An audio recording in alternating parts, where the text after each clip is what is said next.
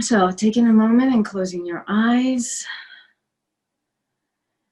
And if you're here and you're in support of your partner or your daughter, or because your mother said so, or whatever other reason you're here, you're still here, and there's something in this for you.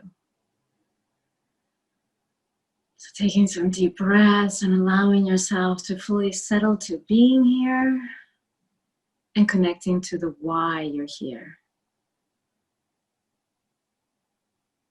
What is it that you want for yourself?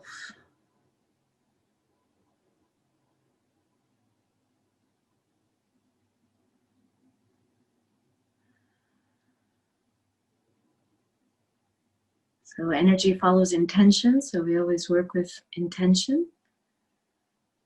Having clarity on your intention.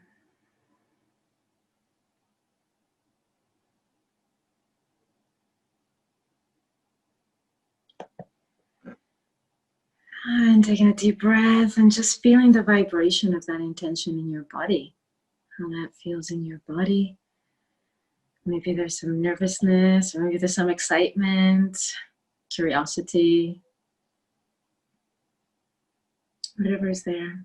And whatever physical sensations, emotions, thoughts are there, it's okay. I'd like to welcome you all, those who are here in women's bodies, which are just the majority of you from what I can see, but who knows, we'll be watching the replay one day somewhere. Those who are in men's bodies, those who are here as a couple, those who are here and have already concluded their cycle. They don't bleed anymore for whatever reason. Those who are young, the young adults, women and men, young adults who maybe have just started having sex or recently started bleeding, all of you are welcome. And what I'm going to be sharing about over the next hour or so is an accumulation of information and experiences over a decade or more. It's not something that I read in a book or got it from one source. It's an accumulation. And I felt that with this new moon is tomorrow, and I'll explain the importance of the relationship between menstrual blood and new moon, that it's time that we let go of the shame, and we let go of the secrecy, and we let go of the embarrassment or anything else that might be the menstrual blood and our menstrual time might be surrounded by, because it doesn't serve anybody. It doesn't serve those in women's bodies. It doesn't serve the next generations. It doesn't serve couples. It doesn't serve those in men's bodies. It certainly doesn't serve the planet. It serves no one. So it's time for this to go.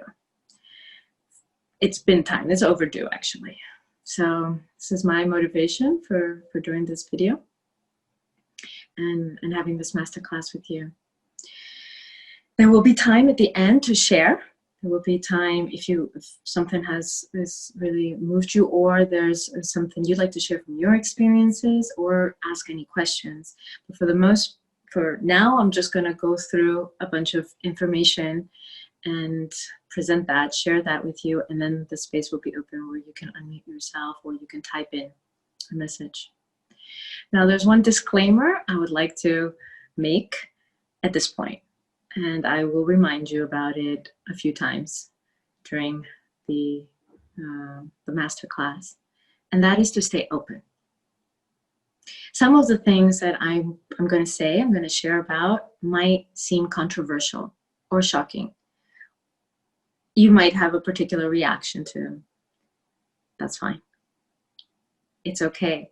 There's no right and wrong, and that only if you're like spiritually advanced, and if you really are absolutely 100% and 110% fine with menstrual blood and all of that, and that you're welcome to be in this call. No, that's not the case. And I know there's some of you here who have been working in ritual with your menstrual blood, and some of you who have never ever even touched it or thought about it, and the full range in between. And for those in men's bodies, ones that might have discomfort or even disgust around menstrual blood, and others who are fascinated or want to come into closer honoring with it, or ones who already are in that relationship with menstrual blood. So it's a huge range. So I'm going to start from 0 and go to 100. I'm going to give you the full thing. So if some of this is stuff you've already heard, be medicine. Like, vibrate out to everybody else who's watching live or replay. But yeah, this is the world we want to live in. Absolutely. And if this is new or shocking or controversial, then I just ask you to stay open-minded and stay with us, stay connected, stay till the end. And whenever you feel that, whenever there might be a moment of, then my suggestion is to just ask yourself, like a 5-year-old exploring, why? Why am I having this kind of reaction? Okay, what conditioning have I received? What beliefs do I carry, or what experiences have I had that lead me to feel this way? And do they serve me? Does it serve me to continue having this kind of reaction? And is it true? Does it pass the test, the litmus test of, is it a fact, or was it some bullshit that was handed down and has been handed down generation after generation after generation, that, well, as we're coming into a threshold for humanity and shifting in so many incredible ways, we don't need to carry that over the threshold, and we can let that go. Now, this isn't meant to convince you of that, but it's meant to encourage you to ask that question. So that's my suggestion. Stay with us, stay till the end, and if anything feels, ooh, then just ask, okay, what beliefs am I holding? Do they serve me? Are they true? Are they mine? Do I want to keep carrying them? And if yes, feel free. And if not, here's your invitation. This is the perfect time. New moon, new beginnings. Okay, so that's the disclaimer. And now we begin with the details of it. So the masterclass is called Blood Mysteries. So actually there shouldn't be mysteries, right? Because it should be information that we all know about, but nobody taught us this in school, and most likely we didn't get this information from our parents or our siblings or our friends or our teachers or our lovers. I mean, some of us have been fortunate, and we have, but most of us haven't. So that's why it's still mysteries. But I yearn for the day where this is just normal.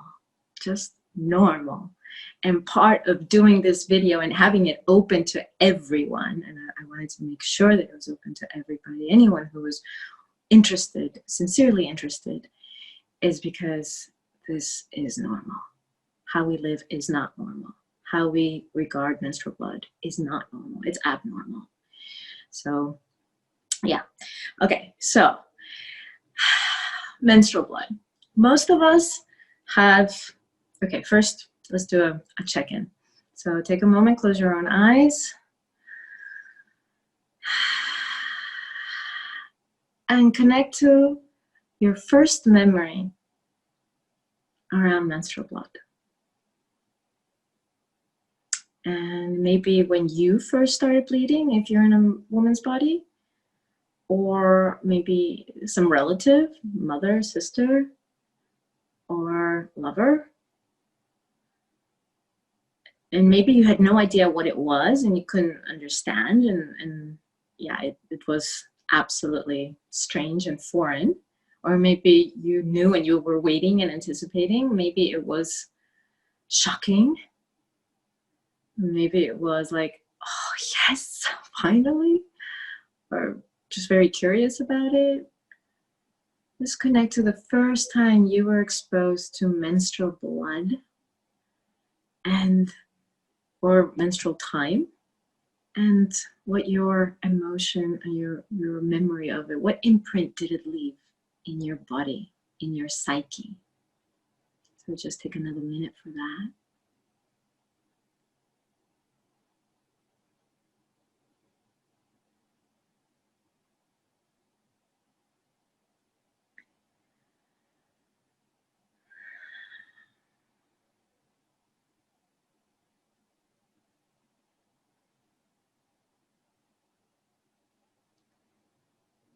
Okay. So whatever that was, it probably has played some significant role in your experience with the cycle, with menstrual blood since then. There was somebody who typed in that their first, her first thought was that it was very special and made her a woman, but then it was something that she had to hide, right? The secrecy around this, absolutely. So, menstrual blood. Most of us are on the good side, on the best end, is that, okay, there's now I have to kind of worry about this or be concerned that I need to, you know, be alert that this is going to happen to me if you're in a woman's body. And for some of us, there's been also shame in some cultures and some religions, certainly. It is a time where a woman is considered untouchable. She should not enter into places of worship. She should not maybe be involved in cooking or other household activities. Maybe that it's a time where she should not really be involved with, if in later years, be involved with men in sexuality. Also, there's the whole reaction of poor you. Oh, you're, and my mother still does this. I'm 44 and I've been bleeding since I was 9. So I've been bleeding 35 years now. And my mother, when I tell her that, okay, it's my first day, and that's usually, you know, the more impactful day, that, oh, honey, oh, poor you, oh. And it's like, poor me? No, there's nothing poor me about it. But there's this reaction, yeah? So there's people responding now on the chat that hiding it, beautiful but hiding it, effortless and beautiful, losing of innocence, the carefreeness and joyful time of childhood, absolutely, and the poor you, now that the hardship begins. Not only does the hardship begin, but in some cultures, and many in the West, it's also, now you can get pregnant. So now you got to watch out. So now it's a burden. You may stain yourself or you may get pregnant.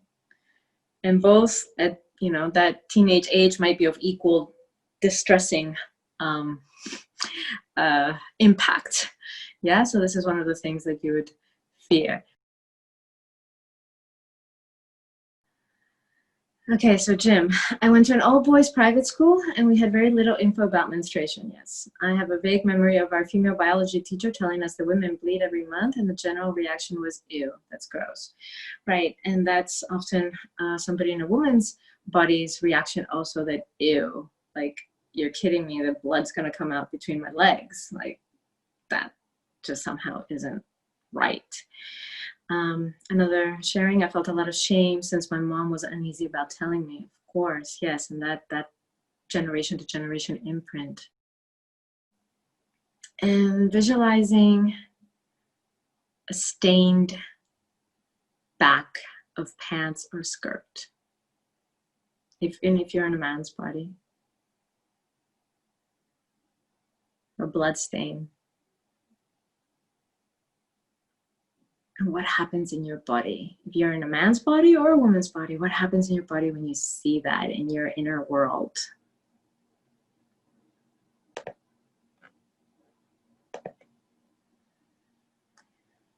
Okay, so most of us, that was a picture I had, most of us have some kind of shame around that, some kind of fear around that, or some kind of kind of reaction around that, contraction, shame, disgust. Yeah, that's normal.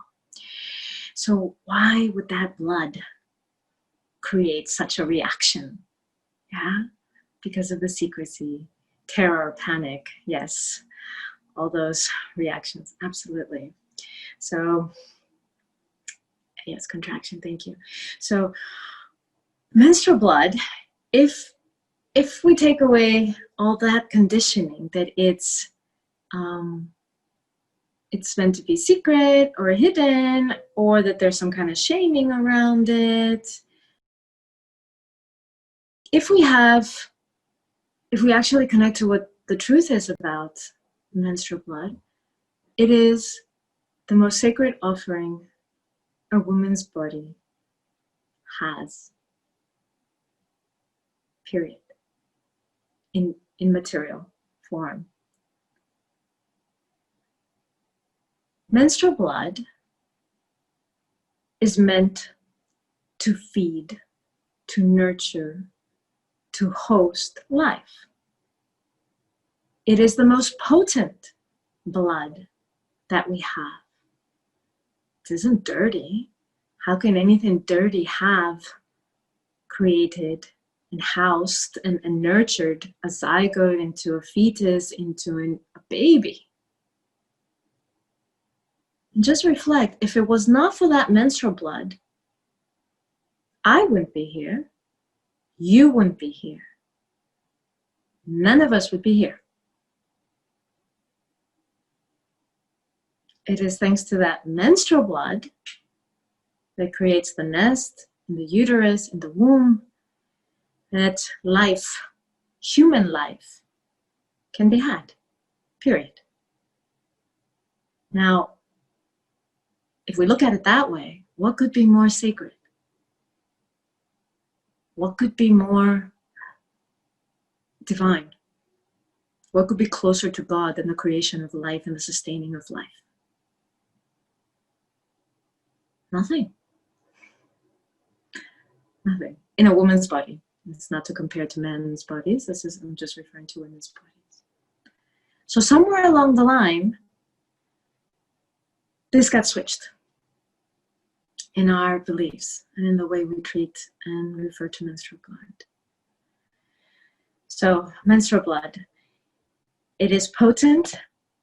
It is energetically potent. It is physically potent. It is filled with nutrients and minerals, vitamins, everything to create life. Absolutely potent. Okay, so it's not dirty. Point made. It is not dirty. And it's not that I need to be cleansed, that a woman's body, a woman's womb needs to be cleansed, and that's why we bleed once a month. We bleed once a month because we are made to procreate, and if there isn't a fertilization and an implementation of that zygote, the sperm and the egg meeting, then that nest sheds. That's why we bleed, but not because our wombs need cleansing. That's not why we bleed. So just to be very, very clear about that with those who are watching, what is menstrual blood? And it's the way, what does it represent? It represents our connection. Thank you, Tristan. It represents our connection to the feminine, to the most sacred and divine aspects of the feminine, whether it's in men's bodies or women's bodies. It's the feminine. I'm not talking about just women here. I'm talking about the feminine. It's time we all reclaim the feminine, no matter what body you're in. And to the earth, to nature itself. One of the phrases that I use is blood of my womb, blood of the earth. And this is something also those in men's bodies can connect to, and I will get to that. So blood of my womb, blood of the earth, that the same blood creates life, or the representation of this blood. Of course, the earth is not bleeding in the sense that we understand blood, but of course the earth has its own veins and its own energy flowing through those veins, its version of blood. Okay, so many of us are taught to pop a pill, put in a tampon, or use a pad, and move on as life as usual, business as usual. This dishonors our true cycle, because the masculine way is linear. My masculine sense of time is linear. It doesn't matter if you're in a woman's body or man's body. If you're connecting to the masculine way of moving through life, it is more linear. If you're connecting to the feminine way, whether you're in a man's body or a woman's body, it is cyclical. As soon as we have our first cycle, our first menstrual cycle, we enter into the cyclical stages of nature and life. So there is just a circle, and then when that comes full circle, another cycle, and that comes full circle, and another cycle, and like this cyclical. This is how the seasons are. Yeah. After we have fall, we have winter, and eventually we come back to winter, and like this cyclical. And also the moon, and also the sun. The nature's rhythm is more feminine. It's cyclical, spiral. So women were considered the keepers of time originally. In ancient times, we were considered the keepers of time, not a watch time. I don't have a watch. I'm looking around. I don't have a watch. Not seconds and minutes and this kind of precision, more linear time, but in terms of rhythms of time and keepers of time, because of our menstrual cycle, because of what our wombs do. And this is something absolutely to be revered and to be honored and to be reclaimed. Okay, so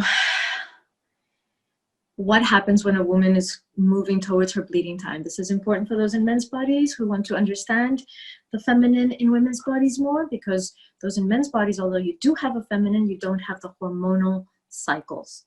So if you want to understand what happens to your sister, your friends, your lovers, your mother, as she's nearing her menstrual cycle, here's the information. And also for those in women's bodies who are not aware of this.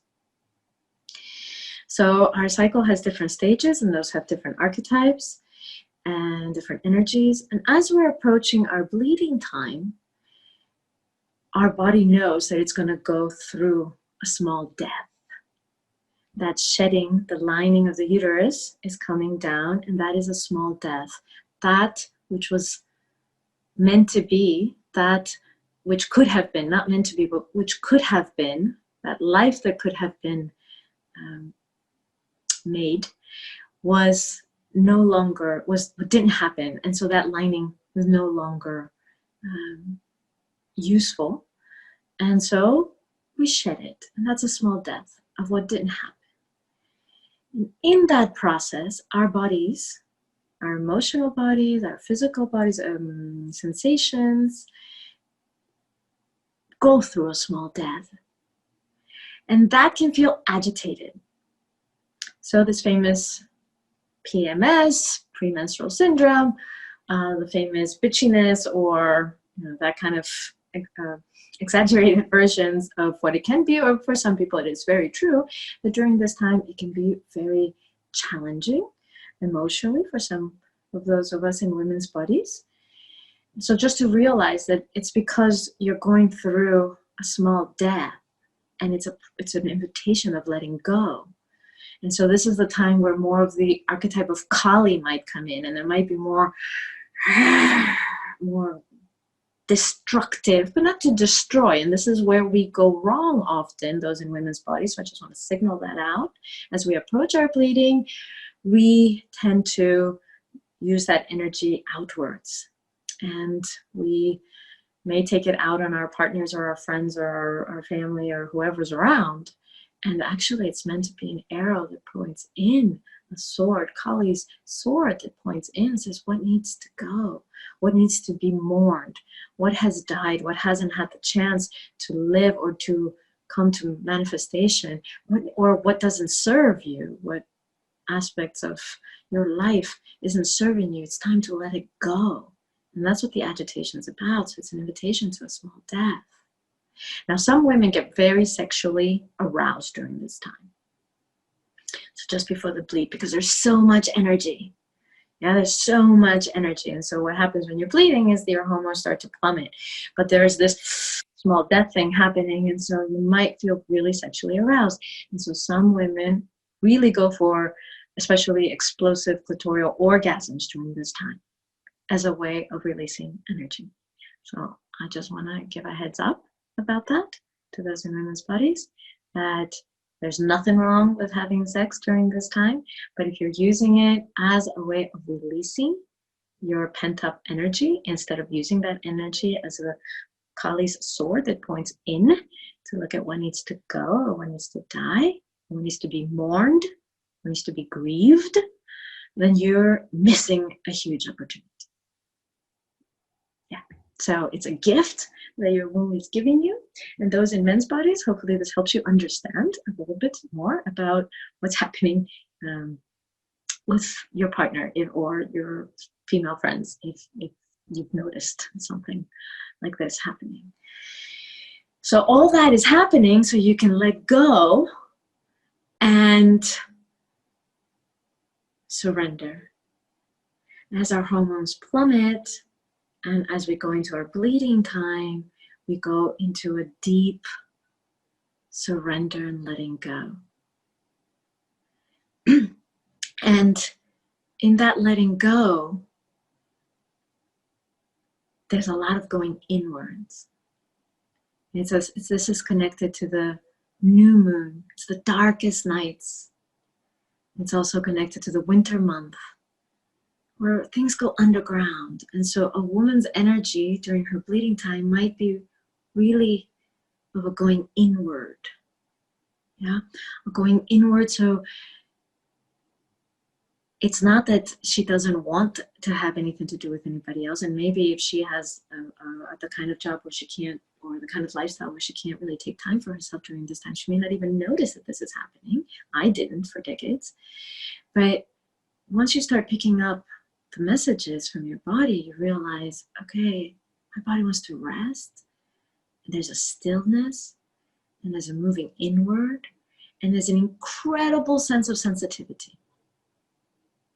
So heightened sensitivity emotionally, maybe even audio, maybe smell, taste, touch. There's incredibly heightened, much more sensitivity during this time, generally speaking, for most women, most of us in women's bodies. So this is why the red tents were originally created. So I want to bring that in now. That term red tent is commonly used now to refer to women's gatherings or things like that. But originally it was a place, the reason why they're red is because women bled together. Women who were bleeding went and stayed there overnight, a few days, so that they were not influenced by the energies, because they're so sensitive, by the energies around them. And so they could relax and let go and not have to attend to whatever other duties they would otherwise in their daily life have to attend to. So it was a gift. It wasn't a, like, let me isolate, let us isolate the bleeding women, they're wrong, they're bad. No, it was actually for their, not protection, but for their benefit, for their use, so that they could be amongst each other in that resonance and not be absorbing whatever else was moving around, emotions or other things. Now, is it okay to have sex during this time? Somebody wrote and asked. So yes, I remember a Qigong, was she a Qigong? No. A teacher saying once that women should not have sex during this time, and I was like, I don't know if I agree with that. So there is no reason why you can't. There may be reasons why you don't want to. Okay, so if many women during this time feel like they don't want to, it's just the low energy, and it's about connecting to nature, connecting to the ethers, connecting to spirit realm, receiving messages, going into meditation, going for walks, or being with a forest or the water. It's very different how every individual woman, and even the same woman at different times in her life, or even different times of the year while she's in the bleeding stage of her cycle, may react. But is it okay? Yes, it's okay. And it's also okay if you don't want to. Some suggestions are you might want to be on top so that you have more say, or you have more leverage on how fast or how deep or how intense, because maybe you're very sore or there's a lot of sensitivity there. That's totally up to you. During this time, because of the increased sensitivity, the lovemaking can be incredible, but different. Different. In different stages of our menstrual cycle, our sexuality is different if we pay attention. So during this stage, it might be, because of the increased sensitivity, more etheric, or just a very light touch can be so much. Or maybe it's more, esoteric, maybe more spiritual, that you're getting messages and this sexuality is part of it, but it's more like a channeling or oracle that can freak some men out sometimes, or even those in women's bodies when that starts to happen, or you get visions. It's normal. It's normal. There's nothing extraordinary about it. And if it doesn't happen, that's also okay. It's not, it needs to happen, but it's normal that it would happen. So, and also during this time to be gentle with your it's more usually a time where a woman wants to enjoy more, a softer, slower, more gentle, more intimate, more almost dissolving, because of the stage she's in, type of sexuality. Yeah. And also the breast might be quite sore, aching. So yeah, it's just different. It's just different. Yeah. Okay. So that's about the sexuality during the menstrual cycle. Sense of hibernation. I can relate to this. Which cultures had red tents? Different cultures had red tents, but they didn't call them red tents, and that's a more of a kind of new agey or catch-all phrase. But native cultures in the Americas and Northern America and Middle East, for sure, had them. I have not done a research on which cultures did and didn't, to say specifically, but yeah, it was used in different places. Okay. I will get back to those questions. I just want to move on with some more information, so just get through that. Okay, so the small death, the red tents, and the sexuality. I'm just looking at my notes of the things that I want to cover, that I said I was going to cover. Okay, so what do you do if you want to connect to your cycle as something sacred? If you want to connect to your blood as something sacred? If you're in a man's body and you want to support your partner or your friends to do so, what do you do? So first of all, do not flush your blood down the toilet. I just got done explaining how sacred and amazing our menstrual blood is. And so flushing it down the toilet, it seems like the most absurd and almost offensive thing you could do to your blood. Now, of course, this isn't to shame anybody. I flushed my blood down the toilet. Like I said, I've been bleeding since I was 9. I'm 44. So at least, until some years ago, I was still flushing my blood down the toilet. So at least 5-6 years ago, I was still flushing my blood down the toilet. I didn't know any better. So, okay, that's done. But from now, you know better. So flushing blood down the toilet, for God's sake, no. So how do you do it? First of all, I want to say about tampons and pads. They have chemicals, most of them. So at least go organic. Yes. At least go organic, bio, whatever the term is, natural. My standard is, if I can't put it in these lips, I shouldn't put it in those lips. It's a good rule to live by, in my opinion. But especially, I'm already, it shouldn't go on my skin if I can't eat it. But certainly it doesn't go in my sacred place, in my yoni. Definitely not. So if you're okay with whatever, you get one of those tampons that you want to buy, a bio or whatever, and you're okay chewing it, passes the test. If not, what other options do you have?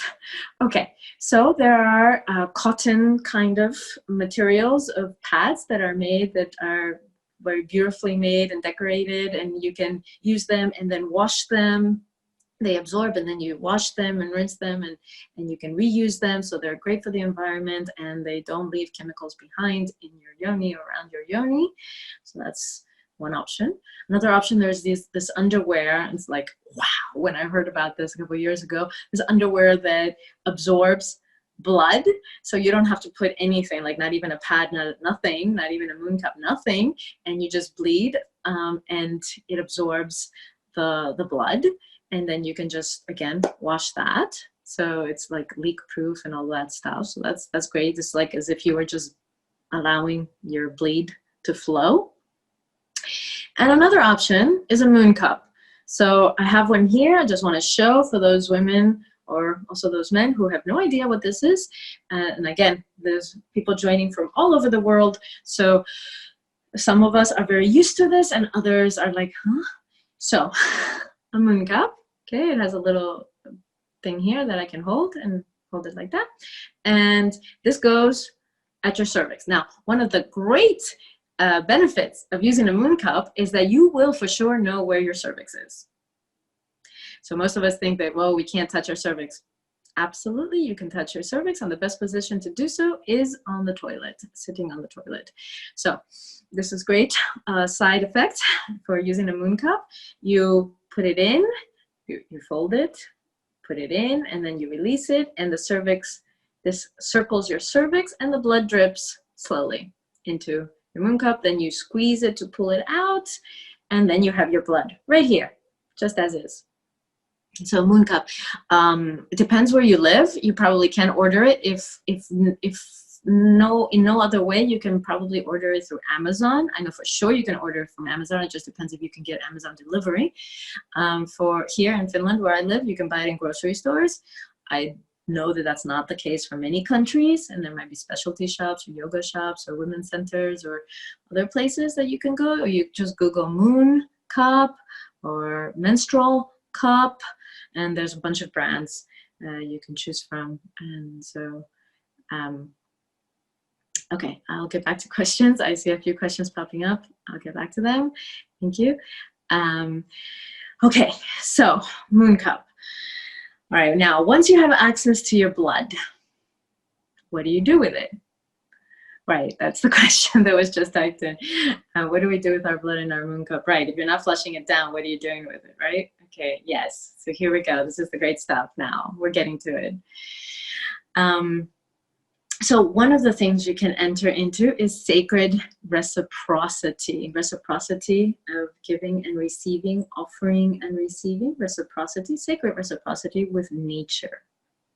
Okay, so you can, when you have your blood in your moon cup, you can offer your blood to a plant in your home. Okay, in your home, you can feed your plants, or you have maybe a herb garden or a vegetable garden or a favorite tree, or it doesn't have to be a favorite tree, but some tree, plant, bush, you can offer it to nature. So you can enter in sacred reciprocity with nature. Again, blood of my womb and blood of the earth. So I am made of earth. I am made of these elements. If I'm in a woman's body, I have blood that I can offer back. And this blood was supposed to sustain life, right? This blood was made to nourish the formation of a human being. So it didn't get a chance to do that, but it can still offer life. It can still be life affirming and life sustaining. So you can do an experiment. What happens if you dedicate your blood just to one plant and see how that plant flowers and flourishes. I know here in Finland we go through a winter where there isn't much sun or no sun for some months, and so those are the times where I offer my blood a lot to the plants because they start looking very sad and withering. And I'm like, you guys, stay strong, stay strong. Here you go, here you go. Yeah. So entering in that connection with nature. And also that with, if you are doing this with herbs or a garden and it's produce or some kind of veggies or something, you can eat those herbs and veggies without any problem. And that's an incredible experience also, that these have been fed by life-affirming blood that comes through my body. So it's an incredibly powerful experience. Okay, there's some comments now. I have given my blood to one plant for 3 months and it started growing new branches and leaves. Yes, great, wonderful. Get back to moon cups. Okay, cervix. Okay, we'll come back. All right. So another thing you can do is just bleed directly onto the earth. So you don't even have to have a moon cup like that you're pointing out. Now, of course, not everybody has access to nature in a way that they feel safe and comfortable to just squat or just sit and just bleed. But this is also part of the offering and the sacred reciprocity of bleeding straight onto the earth itself, and feeling that flow, that I'm in that flow of the cycle of nature and the cycle of life. And it's an incredibly empowering experience to do that with earth, with a place on earth where you can just sit, where you can just squat and bleed. But again, not everybody has access to that. That's okay. But you can everybody has access to some house plant. If not, then go and buy one just for the occasion of being able to offer your blood to it. Okay, what else can you do with your blood? You can, okay, this blood was meant to create and sustain the creation of life. Okay, so creativity, art. So this is something those in men's bodies also can get involved in if you're feeling so called. And again, if I start saying things and you start being like, right? So just again, just check with yourself. What are my beliefs? What am I holding on to? What has been passed down to me? Does it serve me? Do I want to keep it or not? And there's no right and wrong. Perfectly fine. So art. So you can use your hands, yeah, and like finger painting. Yeah, so whatever, on a canvas or on a piece of paper or whatever you have, and finger paint with your blood. And also you can finger paint on yourself. Yeah, this is something that some women really enjoy to do, is to just create art on their bodies with blood. And if you're creating that art somewhere else, not on your body, you can also use a brush, a paintbrush. And there's been some beautiful examples that I have seen of women's menstrual blood art pieces. And I don't know, I'm feeling the urge right now to ask all of you who are watching and who want to submit, if you want to accept this challenge, and also those in men's bodies, if you have a friend or somebody that you have access to their menstrual blood, to create something. It doesn't matter. It's not we're not asking or inviting Picasso to join us or Van Gogh, just whatever creativity comes from this, which was meant to create and sustain life. So yeah, if you want to take that challenge, it's official. Please submit it to from your next bleed. That would be amazing. I would love to see it and get some collage going from all of those examples. This is a picture of a woman who obviously enjoys very much painting herself, anointing herself with blood. Yes. And so just take a moment and reflect how that makes you feel. Okay, how that, what reaction there is inside of you when you see this picture. Yeah, and there was a comment. Okay, I'm gonna stop sharing because I can't read comments and share at the same time, apparently. I've been wanting to cover myself with earth, and I think this may be the way to do it. Yeah, do a mix of earth and blood. That would be really amazing. Orgasmic feeling while looking at it. Okay, that's fabulous. Which, yes, empowered.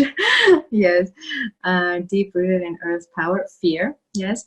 There was also anyone else feeling freaked out at the full screen bit? Exit full screen. Okay. So there'll be a mix of responses in reaction. Yeah, never thought about it. Intrigued, right? So there's like a mix. And if that does freak you out, then just to recognize why that freaks you out. And is that something that you want to hold on to, basically? Okay. So creativity, painting yourself, painting a beautiful, because it is, not because anybody else has to say so, art piece with your own blood, whatever feels right. Okay, we keep going. I paint my face, but maybe next time to pour my blood straight from my moon cup on me. See, yes, now we start getting some kind of encouragement. Okay, very expressive, yeah. I feel nothing, okay. For the painting, it should be collected bigger amounts of it. Yeah, and I mean, if a full cup, you'd be amazed at how much. But yeah, it seems like she had more to work with in that picture for sure. Simply beautiful. Okay, I'm gonna move on. So, okay, now moving into ritual. This is something else you can do to embrace the sacredness and potency. Now, there's going to be several components of ritual here, and I just want to say, if you're not into ritual, it's totally fine. So ritual doesn't mean that you need to know some secret mantras and have incense burning and candles going and be wearing velvet and, whatever the stereotype of ritual is. Ritual is when you bring the sacred into something. It's already there, but you're acknowledging it. You're acknowledging what is already there, divinity in matter, and that is the magic of it. And no props are needed for that. And if you're into props and you're into the whole, getting dressed up or having the whole ambiance of it, great, wonderful, get into it. But it's not needed. So you can go into ritual just as is. Or you don't have to use the word ritual at all. Substitute the word ritual for whatever makes you feel more comfortable, and keep going with us. Keep journeying with us. So you can create an elixir. Ta-da! So this is an elixir of my blood, my menstrual blood. This is what's called in English a vial. It's that kind that you squeeze. Yeah, and then you get drops. Yeah, you can see that, I think. Yes. Okay, so this is an elixir, and with menstrual blood. So the recipe, if you're using menstrual blood, is half alcohol. So the alcohol should be some kind of strong 40 proof, like brandy or cognac, vodka, rum. I'm not a big drinker, so I'm going to stop my examples there, because basically the only thing I drink is wine. But yeah, so some hard alcohol, 50% of the bottle, or 1-to-1 ratio. And the other 50%, your menstrual blood. So straight from the cup, boom, like that, measure half and half. What's the expiration date? Not probably indefinitely, but a long time, and out of the fridge. It doesn't, and mine is on my altar. It's not in the fridge. It's the alcohol that sustains it. So as long as it's a half-half, then this will remain usable. Now, what's the advantage of having a vial, having an elixir? Well, you can travel with it, right? So if you're just walking around with this, or you put it in some other container and seal it, and yeah, so if it's just fresh, it will start to rot soon enough, a day, 2. Depends on the temperature.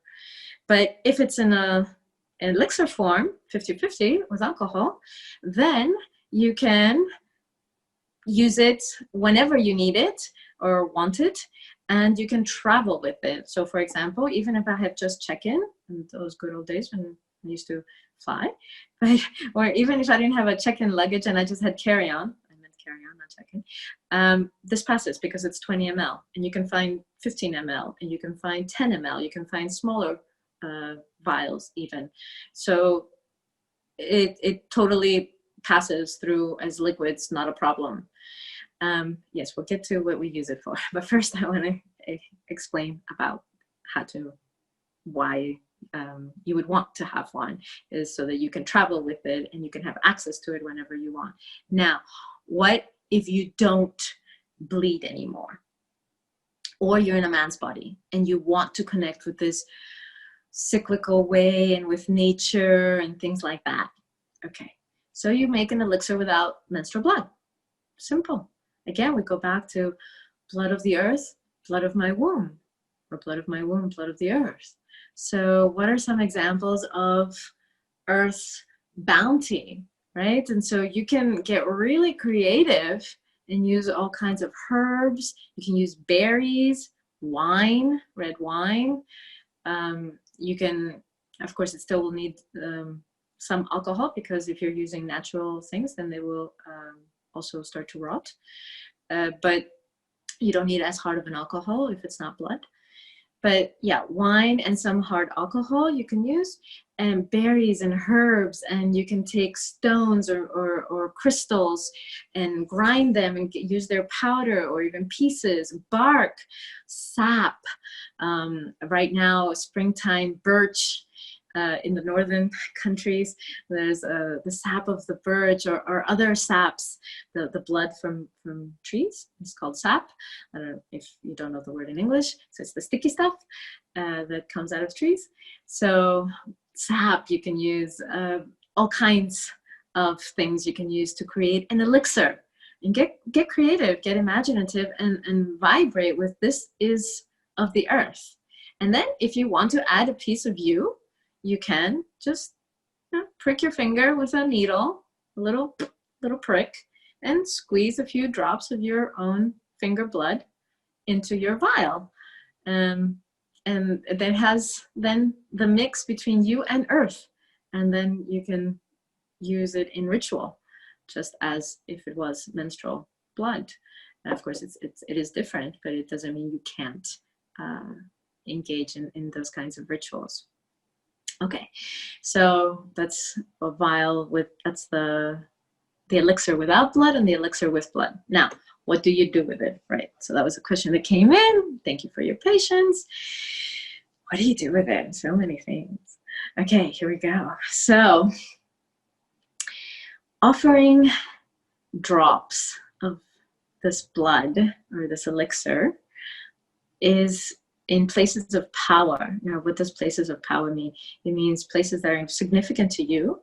Maybe you grew up there, or maybe it's a place that you feel at home, or it feels like your oasis, or your secret, safe, happy place, or whatever. Places of power to you that are significant to you, or places of power because people have gone there and worshipped there, or things have happened there, and which is generally agreed to and known. And so you go there and you make your offering. And so this is where we get more ritualistic.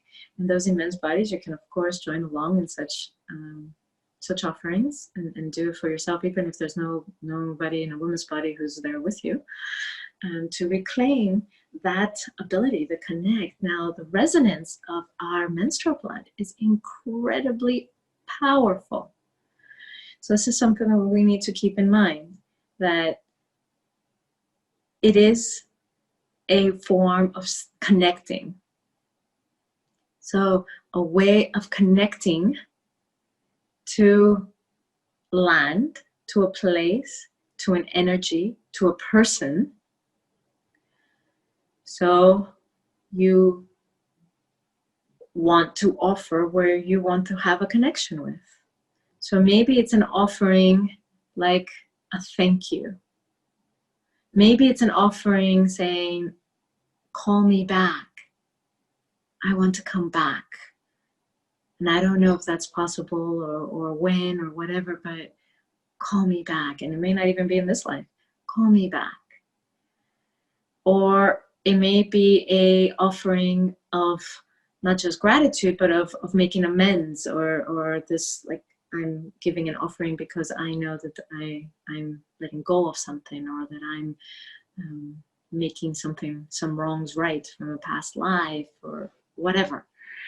Okay, so you can use it in places of power, offering. I'll give a couple of examples which are very powerful, which are true to me, my experiences, and I'm sure others have their experiences. When I was first courting with my now husband, Timo, who is the reason why I live in Finland, I was traveling a lot. I had no intentions of being with somebody, and so I had a full schedule of places to be, which did not include Finland. And so we were saying goodbye, and I just looked at him and I was like, hold on. And I had started bleeding, and I ran to the bathroom and I wiped with a tissue paper. I didn't have a spare vial to offer, and I wasn't going to give mine. So I wiped my yoni, my bleeding yoni, with a tissue paper. And I came back and I gave him the tissue paper and I said, bury this on your land, and it will call me. I know it 100%. I'm 100% sure of that. It will call me. Do it. And he just looked at me like, okay. And he did, and he sent me a picture of the tree where he buried it. Now, I'm not suggesting we all put tissue paper into the earth, but it was the spontaneous moment of, I know my blood will call me. I know the potency of my blood. And if I know that and resonate with that, wherever it is, I can attune and align and be called there, physically or energetically. So that's one example. We're married now, and I live in Finland.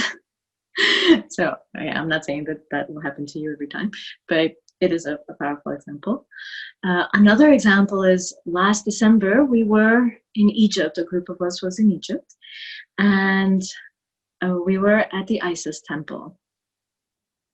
And all of a sudden, very unexpectedly, I had a very strong past life experience of wrongs that needed to be made right.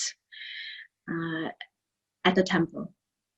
And I had my vial with me, place of power. Of course, I'm carrying my vial with me.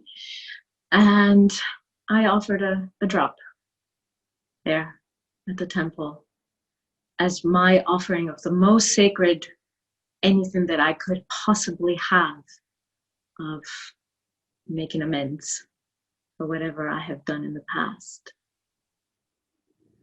So that was another very powerful example of how you can offer. And again, this doesn't require you needing to squat or getting out a whole, you just, and that's it. And nobody has to know, nobody has to notice. And where do you offer it? Wherever you want. Let it touch the earth, maybe under a rock or some little crevice. You can also offer into water. And the flowing of waters and rivers. These kinds of places of power, because they're important to you, or because people go there and make them places of power, and so they have a certain resonance. Okay, what else can you do? Anointing. Another English word that may be challenging to some. Anointing means to put on in some sacred way. So to bless in some sacred way. You can be anointed. Like a gesture like this is an anointment with some liquid, an oil or some elixir. And in our case, our menstrual blood or our non-menstrual blood, but equally powerful because of our intention, elixir. So you can anoint yourself. So there was a picture in the landing page where you all registered of me on my forehead with an anointment of my menstrual blood. So you can anoint yourself, and you can, the picture I showed before was a lot of smearing kind of painting, but you can also use sacred symbols. that are of resonance to you. These symbols are meaningful to you for whatever reason. It can, you know, and again, you don't have to worry about being a magnificent artist. You know, it's the essence of it that you are drawing onto yourself, and the power that it's backed by, with, because you're using menstrual blood or you're using this elixir of blood of the earth. That is an incredibly powerful thing to do. Now, of course, you can also do that with another. So for those who are in a couple, you can do that with your lover. You can anoint each other, draw sacred symbols or just a gesture of anointment with intention to each other. Or you can do it in sisterhood, whether it's in man's bodies or women's bodies, it doesn't matter, but you can do it in sisterhood. The only word of caution here I'd like to say is that, again, our menstrual blood is extremely potent. So you don't want to just, yeah, I mean, maybe you do, and you're okay that you want to be connected to every little portion of the earth everywhere, or that you want to be connected to every person also, and you don't mind having that connection, and that's beautiful because that's actually the truth and that already exists. But we can also practice discernment. Discernment means I know what's right for me. Now, I have a intelligence around, a wisdom around what's right for me. You can practice discernment around where you offer your blood, or who you share it with, or who you receive it from. So I just want to share a story here. Again, a personal story that, just to give you an example of the potency. I was working with a shaman some years ago, I don't know now, probably 6 years ago. Yeah, at least. And she was giving me cycles of how to use certain crystal eggs in my yoni and so forth. And then she would read them and read the eggs and give me my next cycle. And so she was looking at my egg and she said, "You've been in a blood ritual, a menstrual blood ritual." And I was like, "No, I haven't." And she was like, "Yes, you have." "No, I haven't." And I was like, "No, I for sure haven't." And she's like, "Well, it says so right here. You have been." And I just sat there like trying to figure it out. And oh, yes, I have. And I had forgotten. There was nowhere in the forefront of my reality that I had, a few years before that even, been in a demo with one of my Neo-Tantra teachers in a women's group where we did an anointment. And I said to her, "Yes, but it was my blood. I didn't receive or touch anybody else's blood. I offered my blood to them." And she said, "Yes, but you were in a blood ritual, and now those connections remain." And I was like, how can you know this? I didn't even remember this. So our blood, and so I have no doubt, I have so many examples. I'm just giving you a few stories here of the potency and power of connection and of resonance so, I mean, like, okay, there's the minerals and all of that, the physical potency, but there's also the energetic potency of our menstrual blood. And I just, bang my head against a wall thinking, like, how can people believe that it's dirty or there's something to be ashamed of? My God, if you only knew. So please don't flush it. So yeah, so just to have discernment on how you share it and to do it consciously, that's all. It's not about being afraid that where am I dropping my drops, and does this mean now I'm bound there for 7 lifetimes, or that I'm gonna have some kind of soul agreement with this person now for this next lifetime or whatever. You don't have to freak out around that, but that it's done consciously, it's done with your intention, and it's from a loving presence. Yeah.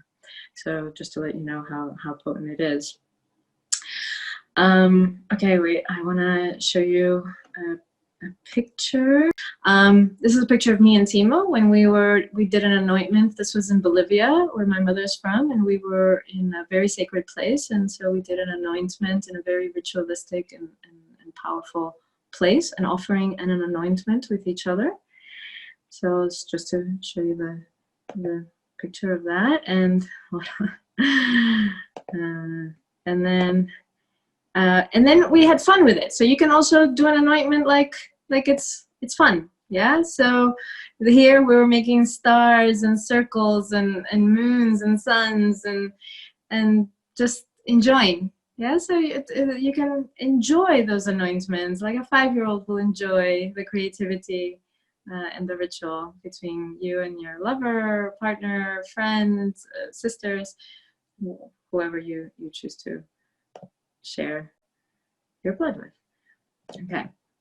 Now, for couples or for lovers, another way to go even deeper with that, other than the anointment, is to mix your menstrual blood with his semen. For those who are in opposite sex, 1 male body, 1 female body minimum required here. Or if you are in 2 male bodies, like if you're a partnership between 2 men and you want to enter into that kind of ritual, you can use the elixir that doesn't have blood. Or again, if you already finished your cycle, you're complete with your cycle for whatever reason, you can use again the elixir that's made out of the earth, blood, and mix it with semen. And that is a super potent ritual. And super, that's a lot of connection. So not to be taken lightly, again. And it's an incredible mix of creation, of manifestation, of potency, of the feminine and the masculine, of what creates life. It's super, super powerful to do that. You can put your mix into some kind of bowl or chalice like that there. So you see a little bit of blood there and some white. So that's our mix on a particular occasion. And you can, so the mix between semen and menstrual blood, and then offer it. So you put it into some kind of sacred container together, and then making your offering or anointing each other with that. That is a very powerful practice for those in couples. Okay, now the last thing. Yes, it mixes in sex during bleeding. Yes, I just caught that comment, and I just want to say now the last thing. So because I want to get through the information, and then I'll look back to see what other questions there were, or if anybody has more sharings. What else can you do once you have your blood? What can you do with it? So you can drink it. So I've been saving that one for, we've gone incrementally, slowly, from offering and sacred reciprocity with nature, to creating art, to anointment, to ritual. And now we come to perhaps the part that is most challenging. And if it's not challenging for you, then great. Congratulations, wonderful, happy to hear it. But you can drink your blood. So if you're having a moment of like, did she really say that?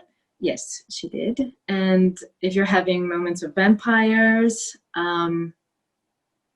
it's nothing like that. We've already discussed its potency physically and energetically. So there's no doubt around this. And so if this blood is worthy of sustaining life, if this blood is okay for a plant, if this blood has this amazing capacity to keep me connected to other living beings or to a place on the planet, if all those things, which we've already gone through, then are true, and you don't have to take my word for it, please experiment for yourself, then what would make me cringe about drinking? Again, this is the moment where I invite you to just consider for yourself if there's a disgust or ew or what that's about. And you definitely don't have to drink your blood. So it's not that if you don't drink your blood, then you haven't made it to that level of spiritual awakening or whatever. And also if you're in a man's body, it's just another option that you have. So the question comes of how is that done. So the most common question that comes is straight, like neat, alcohol terms. Yeah, but you don't have to. So many women ask, well, can I mix it in with some orange juice or some, you know, other kind of juice and kind of have it slowly, you know, mix, and it'll make it easier. It reduces the smell and the taste. Sure you can. Of course you can. And most of those women that I've heard back from ended up saying, yeah, actually it's better when you just do it neat because, yeah, like, what's the point of dragging this thing out? And if you're wanting to mix it, then because otherwise you feel you can't do it, then again, the invitation is why? To just reflect on that for yourself, that I can't have just the blood. I can't just receive the blood. And those in men's bodies also, the invitation is for you also with whoever you are very connected to taste the blood. So what are the baby steps? So I always give baby steps because we all need them. When I first heard about drinking blood, it took me at least another year from when I heard about it to actually do it. I was like, all right, that's good information. Good to know that's in the realm of possibilities. And I'm just going to leave that there until I need it. And so I was just like, woof. And I didn't go there for a year or maybe a little bit more. And then I felt like, okay, let me go there. Let me see what happens. So one is to smell it. So you can bring the cup to your nose or the, you know, whatever container you have your blood in, and smell. And so this already, smell and taste are very related. So this will already give you it will already open a door. And then you can just take some onto your lip and just put some on your lip, and then that could be okay. And the rest goes to the plant, or you know, you want to make art or whatever you do with it, whatever you decide that you wanted to do with it. So those are the baby steps. And then maybe a little bit, and that's okay. Yeah. And then eventually you drink. For me, I do drink straight out of my menstrual cup. You know, others who are more into the ritualistic elements may have a, you know, they want to put it into a particular chalice or cup, or you know, do all kinds of things. You can, of course, also mix it in with honey and milk and cinnamon and herbs and all kinds of wonderful things. Yes. For me, I like the rawness of it personally. I want to keep it like as pure and raw, connected to nature, my nature and nature as possible. So I drink it straight. You can do so connecting to loving presence. You can offer a prayer. I always offer a prayer, and I always reconnect to blood of my womb and blood of the earth. And you know, however you develop this for yourself. So it's not just, okay, it's the same as flushing, then it's like I'm doing this unconsciously. But yes, I ingest my blood, and I've been doing so for at least 5 years, every cycle. You know, I need to make a new elixir, then I offer some here, or my plants are dying because it's winter in Finland, I offer some there. But I always make it a point to drink some of my own, if not all of it. And I know that the day will come sooner. It's not a far away day for me, being 44 and having started bleeding since I was 9, that I will no longer have access to my blood. And so for me, it's like, I don't want to miss an opportunity. I don't want to miss an opportunity, because when I don't have that anymore, I will miss it. And I know that. So for me, it's a very special occasion. What are some of the benefits? Oh, okay. Actually, a little bit more on the practicalities. Doesn't matter how long your moon cup has been in. No. As the instructions on the menstrual cup say, I think it's 8 hours maximum for the menstrual cup to stay in, and you should change it or rinse it out in between every 8 hours maximum. So I have gone that long and I have drank my blood and I've not gotten sick. There's nothing that's happened. What about blood clots? So you can do two things. One is you can close your teeth like that and go like this, and then the blood clots don't come through. Depends on how spacious your teeth are. Or you can have like a sifter, like the tea for like leaves, or some kind of this kind of sifter that's quite, the mesh is quite tight, and you can pour it through. The bloods remain on, the clots remain above, the liquid comes through. There you go, practical. So yeah, it's not suggested to drink the blood clots or the very kind of browny, the brown, if your menstrual blood in the beginning has a lot of brown, or at the end has a lot of brown, more kind of dry. Yeah, so it's, you want to go for the liquid, you want to go for the blood, basically. So benefits, well, many.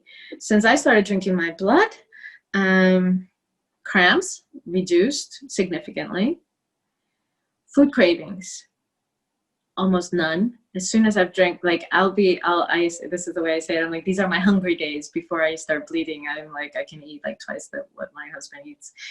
These are my hungry days. I'm like an animal, like, feed me. And then as soon as I have my first cup of blood, then I could even fast sometimes. Like, I need very little food because it has all those nutrients and minerals that my body is actually craving for because it's releasing it. But I just take them back in. There we go. So food cravings, emotions, mood swings. I was never a big mood swing person, but I have heard from others that those are reduced. Also, I have heard from others, I've never had a very long period myself. I generally have a 2-day period, bleeding part of my menstrual cycle. It's been always since I was young, 3 days, 2 days.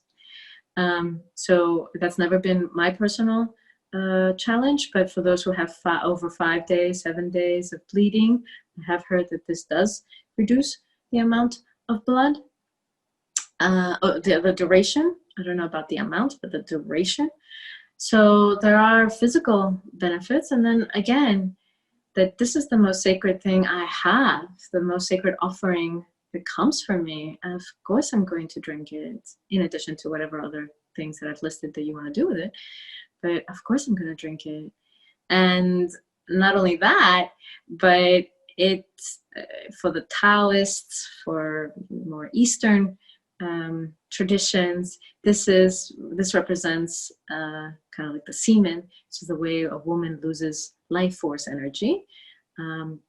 This is not to say that we should not bleed, but if you find yourself very exhausted and very drained and so forth, drinking your blood will probably help with that. So yes, there are physical benefits and also very much energetic benefits. Let me just see if there's anything else to say. Yeah, the baby steps. So I've had women ask me, okay, so then discerning, what do I do? Like, you just listed 10 things. Like, what do I do? I don't even know where to start. What do I do? I'm just used to using it, just flushing it basically, or whatever. Listen to yourself.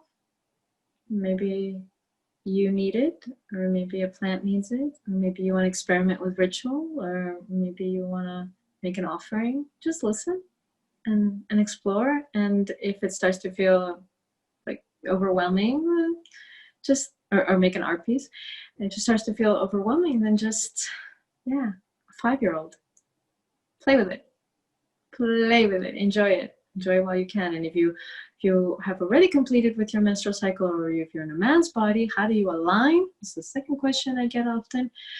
How do I align? Or I have irregular periods, bleedings. How do I align? You align with a new moon. So when is it time to do those rituals, or to drink the blood, or to offer, or to whatever? It's when you bleed. But if you don't bleed, or you don't have regular bleed, then align with the new moon. That is the shedding. That is the letting go of the old, of what hasn't been lived. Well, I went through that already before. And then what happens after the new moon, what the new moon opens for us, is new moon, new beginnings. So what am I opening up to? And so you can do rituals around that, or have that in your presence, in your consciousness. So that's the second most common question. When and what I should do. And again, I remind you about the discernment of how you use it, when you use it, with whom you use it. Right now can get very exciting because you're given full permission to honor your blood and take away all the shame or any hidden secrecy stuff around it. And this is something that those in men's bodies can support us with, those in women's bodies. I know when I first started to hear about these practices, so basically anything other than just using a tampon or flushing your blood down the toilet, I was angry. Yeah, I was very angry. I was pissed. I felt lied to. And then I went through a grieving because I had already spent, 25 years or more bleeding 12 times a month for that long, never having any clue about the sacredness of my blood and about its power, and just feeling that it was a burden or something I need to hide or something that I just need to get over with. I had no way of it. I didn't know to explain it to my partners. I just felt so cheated. Yeah, I felt really, really cheated.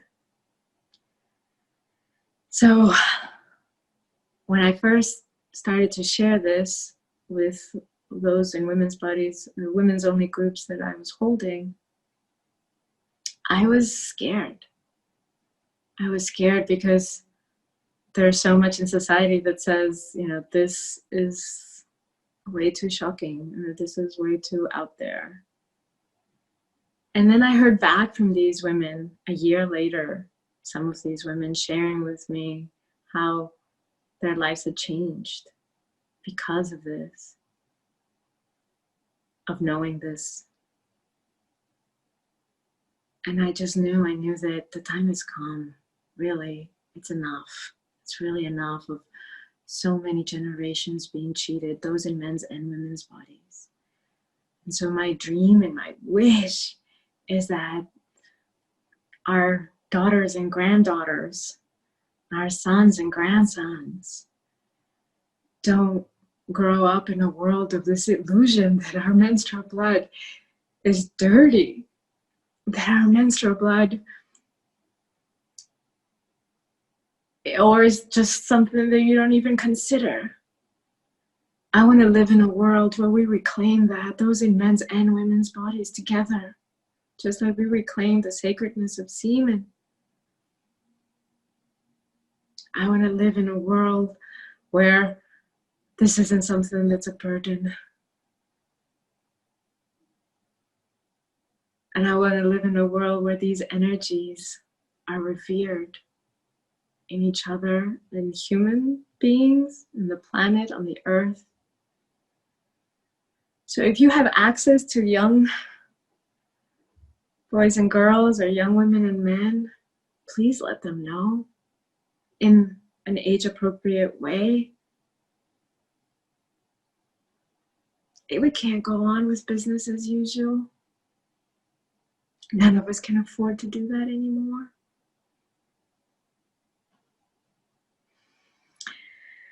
So, in case any of you have been watching, in men's bodies or women's bodies, feel cheated, feel angry, feel sad, grief around the time wasted or the time spent believing other things, not knowing, it's not too late. And even if you have completed with your cycle and you're in a woman's body, it's not too late.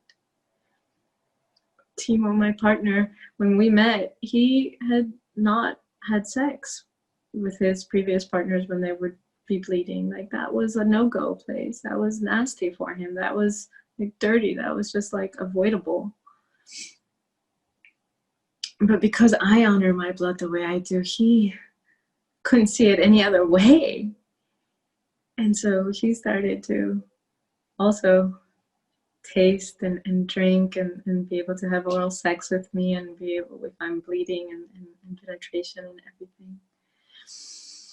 So we have a long ways to go is in terms of humanity, which everyone on this call is not a representative sample perhaps, but there's a lot we can do. We can start already. So the reason why I wanted to make this available to everyone, open to everyone, is because this is what everybody needs to know. And please share it. Please let others know. Please start playing with it. Please start exploring it. Yeah, and just to say that I had actually recorded this video as a, just recording with nobody about a month ago. And I had done sound tests and everything. And then I played it. Oh, I went on for 45 minutes as a video in service. And there was no audio. So I said, okay, I'll do a second take. So again, I tested audio, visual, everything. I went for 45 minutes. Again, no audio. And I was like, really? Like, what's this karma? Seriously, like this is how difficult it is to get over it and get this important message out there? Okay, so I did it a third time. I remember that day I sat in front of the phone recording for over 3 hours total. Back to back, same thing to get it out there. And finally, there was audio. But by the end of that, I decided, no, I want to do it live. I want to do it where people can share their experiences and where people can ask questions and where there's a connection. I want to do it live. So I never posted those videos, the last one that had audio. But yeah, so for me, it was something I was afraid to share in groups, and then something that there was obviously something karmic there around this theme for me to be able to bring it out publicly. So finally, on this new moon of Gemini, May 21st, 2020, I'm grateful to all of you who have spent your hour and a half with me, with us. There are 150 some people. Those are men's bodies and women's bodies. Yeah, holding this with me. So I'm super, super grateful. So it says, do you also drink the ligaments and membranes and stuff? Well, different people bleed different bodies bleed differently. So for me, it's basically, aside from blood clots, it's blood. There's some white sometimes that accumulates on the rim here. And so I don't drink that. I just kind of wipe that off. But other than that, for me, it's blood, it's liquid. So I do drink that. And if you're concerned, and again, the guidance is to drink the liquid blood. That's what you want to connect with when you're ingesting. Otherwise, for your elixir, you can use all of it. Sure, absolutely. Anointment with blood semen combined, drinking a mixture of it too. Is that an invitation? It is now. Yes, it is an invitation, and that's a very powerful process to do with your partner. It's a very connected ritual. So just to have the discernment around who you would want to do that with, and it's a union of your most material, creative, sacred bodies. So yes. I learned that some motorcycle gangs see consuming women's blood as a rite of passage. There has been examples of it being used black magic kind of way. So that's not at all what I'm talking about here. So one way of reclaiming the sacredness is by us doing it with loving presence and with our intention, so that those are not like Dracula, motorcycle gangs, sex ritual, blood magic kind of stuff that this is associated with. That it's associated with being normal.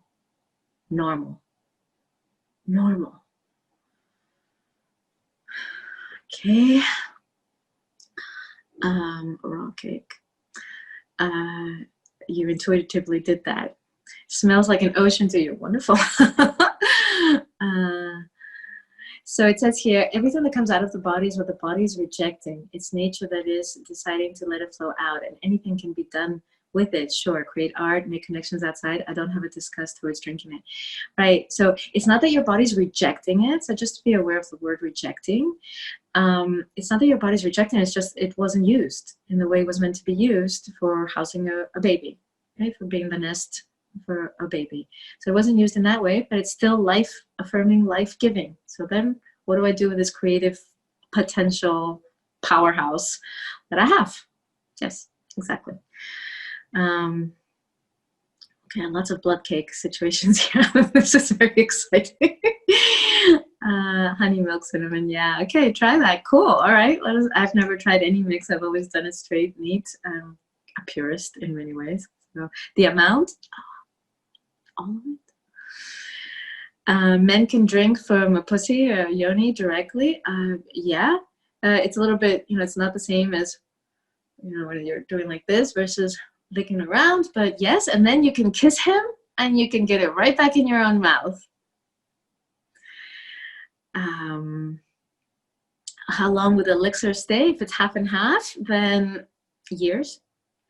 Yeah. But if you keep offering it, then you'll probably exhaust it before its vintage date. And I don't have an answer to how many years, but years, if it's really half and half.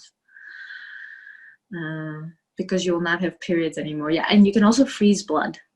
So that is done.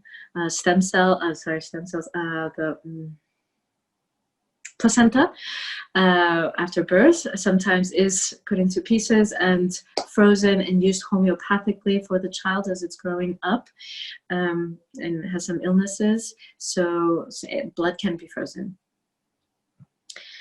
and will last longer than if it's not frozen. Okay, so there's a sharing. I used to have a period of 7 days after giving up any birth control and started drinking my blood. Menstruating is almost painless and it lasts only 2 days. Wow. All right, I didn't know that. I know who you are. I didn't know that. Wow. It's great to hear. It's not that there's anything wrong with 7 days, but that can be exhausting. That's a lot of, so if you're drinking it, then you just keep replenishing and you're in sacred reciprocity with yourself. So, and that's great that you're also painless because we're not meant to be in pain. Like, that's not a standard.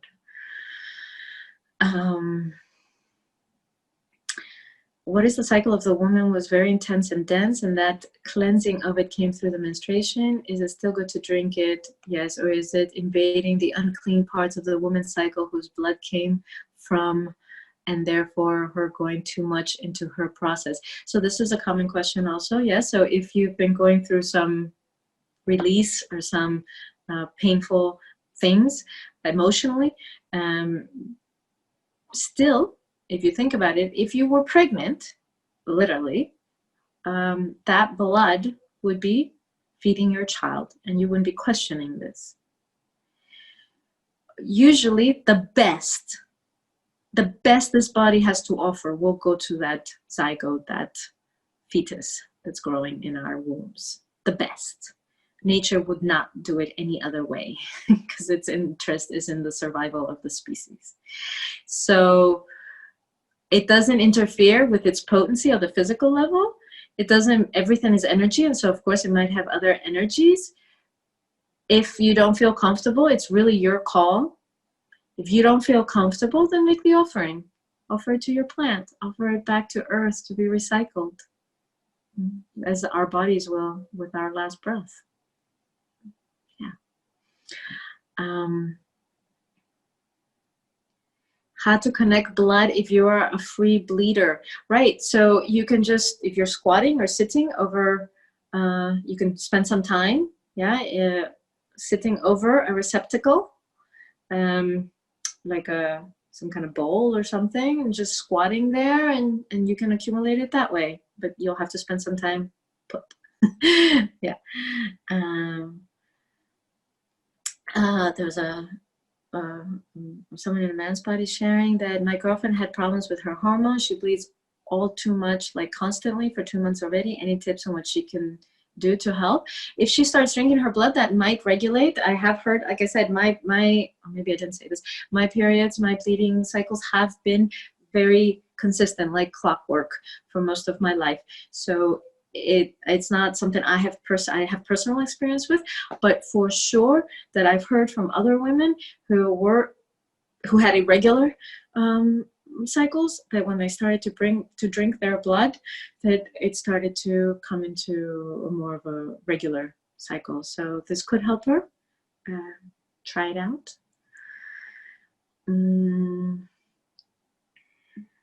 So if you bleed on full moon, no problem. Okay, thank you for bringing that up, because I was like, oh, there's some comments about bleeding on full moon. And I'm like, why are these comments? Okay, so there's several of you who bleed around full moon. Perfectly fine. Your body's wisdom is what you want to follow. So there's not like, if you're not bleeding on the new moon, then there's something wrong with you and your body's out of alignment with the cosmic powers. You can relax around that. It's just that the new moon is associated with the bleeding because of the energies involved and the going in and the darkest nights, and that's when there's more stillness. Yeah, and the full moon is more yang and dogs howling and sea waters, turbulence, and it's more yang, more summer. Yeah, so it's got a different energy, planetarily speaking, but it's perfectly fine if you bleed with the full moon. And it is said that if you bleed with the new moon and ovulate with the full moon, then perhaps your body wants to procreate, get pregnant. And if it's in reverse, then maybe it doesn't, and it wants to use its energy some other way. And there might be some of you who bleed in the quarter moon, and some of you who don't have a 28-day cycle. You have a 30-day cycle, a 35-day cycle, or a 20-day cycle, or whatever it is. It's okay. No worries. There's nothing wrong with you. You don't have to switch it. You don't have to shift it. Trust your body's wisdom. I love my attunement. I always wake up a few seconds before you start bleeding. Amazing. Okay. Does the sperm and blood connection ritualized an energetic super bond? Yes. Exclamation point, yes. Or do you use it in a way of contraception? Not that I know of. I do not know that this would prevent pregnancy in any way. But super bond, yes. So how long does the connection last? I don't know. I think it's just kind of there, and I guess it fades, or you can, yeah. I mean, I'm not going to go into cord cutting and things like that in this seminar, in this masterclass. But obviously, that connection was still there, and it had been a few years for me. So I would guess years, if not many years or decades, that connection is there. And so you just want to have discernment. You want to be wise about how you use your blood.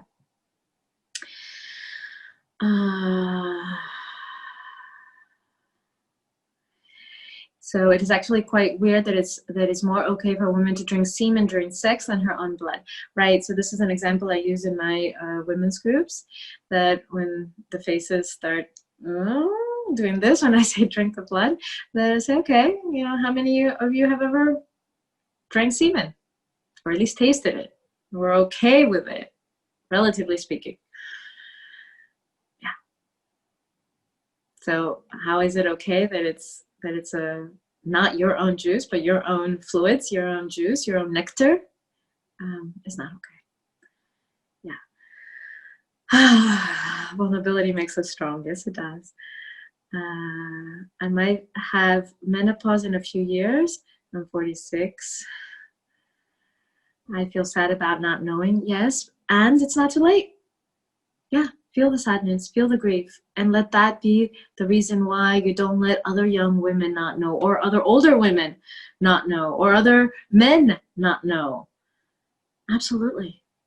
Let that grief and that anger steer you in a positive or useful way, that we don't any longer have to live this way of not knowing, and like I say, I feel cheated and lied to.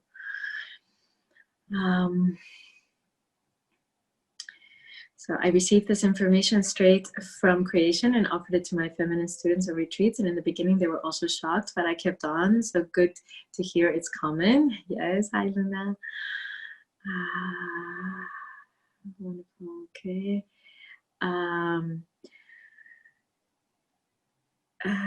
So your bleeding started today, was waiting for this. Great.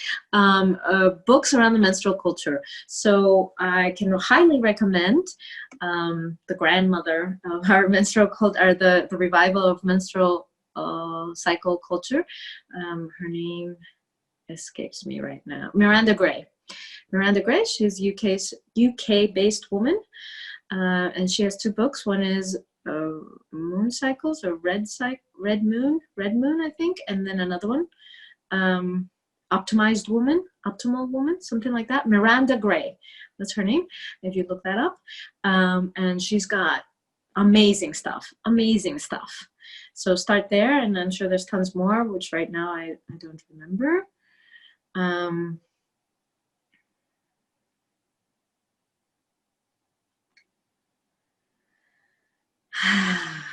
So is it enjoyable to have sex during bleeding? Well, is it enjoyable to you? If it's enjoyable to me, it doesn't make it enjoyable to you. So it's all for you to know that yes, you can. Yes, it can be enjoyed, but it doesn't mean you're going to enjoy it. Or if you enjoy it today, it doesn't mean you're going to enjoy it tomorrow. So listen to your body, listen to your body's wisdom, let it guide you.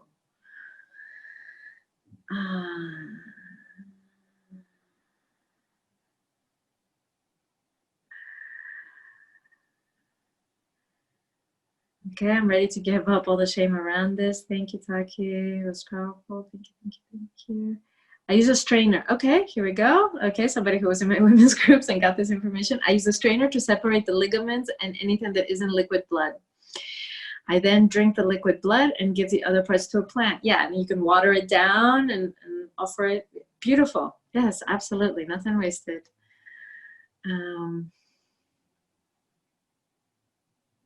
I don't know about brands on moon cups. I only know the brand that I use, and the reason I bought it is because it's made in Finland.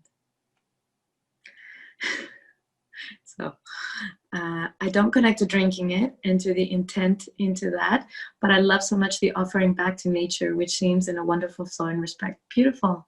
Great. So stick with that and do it. So is there a diet to watch of your drinking your blood? So I think this means, like, is there like things we should eat or not eat if you're going to be drinking your blood? Well, I eat what I feel is healthy for me, whether I'd be drinking my blood, whether I still would be menstruating or not. So question that. And then I do know that when I was trying to get pregnant, I was taking supplements because I was already in my 40s. And I know that the blood then had so much of the supplements in it, and I was like, whoa, it tasted so differently and smelled so differently. So what you eat probably does affect, for sure does affect the nutrients, minerals. I don't eat meat, so I don't know what blood of someone who eats meat, what that would taste like or smell like. Everybody's individual.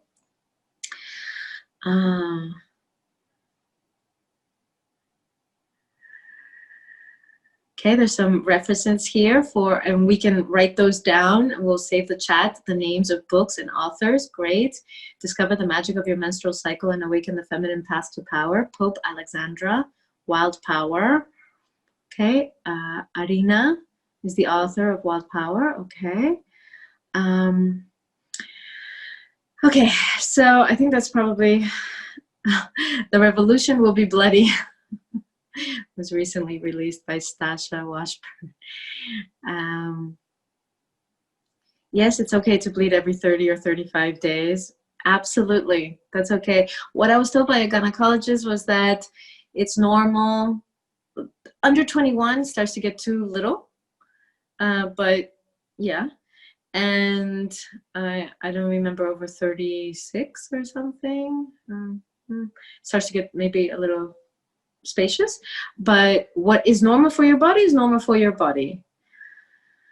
Okay, the health benefits of drinking semen. Okay, I won't go there. Yes, you're looking forward to your next blood. Wonderful. Okay. Oh, there's some beautiful comments here. They say 1 drop of semen has the power of 100 blood drops. Imagine the nectar of women's menstrual blood combined with semen. It's solar and moon energy together. from someone in a man's body. It's someone I know who's in my groups, her partner. Beautiful. Yes, absolutely. It's exactly that. The Woman Code by Elisa Vita is also one of the books. I feel ashamed of using painkillers, but sometimes I don't have the courage and or energy for my screaming and rolling on the floor menstrual pain. So I will do some rituals and start drinking my blood. Yes, beautiful. It is very natural when I plan or get to meet my partner. I'm on my periods if it's divinely planned. I remember feeling an intuitive discomfort growing up when the blood was supported. Oh, sorry. Oh, okay. When the blood was supposed to be thrown. Too bad that formal education doesn't share these ideas yet. So I don't know if drinking your blood can boost fertility or conceiving. I have no data on that. So I just want to say, for those who have been watching, thank you. We are definitely out of time. I gotta go now. Thank you for staying this far, this long. This is for everyone. Thank you. Thank you. Thank you. Thank you. Unmute yourselves. I want to hear you. I've just been hearing myself for 2 hours. Thank you. Thank you. Thank you. Thank you. Thank you so much. Thank you so much. Thank you, Lynn. Thank you. Thank you.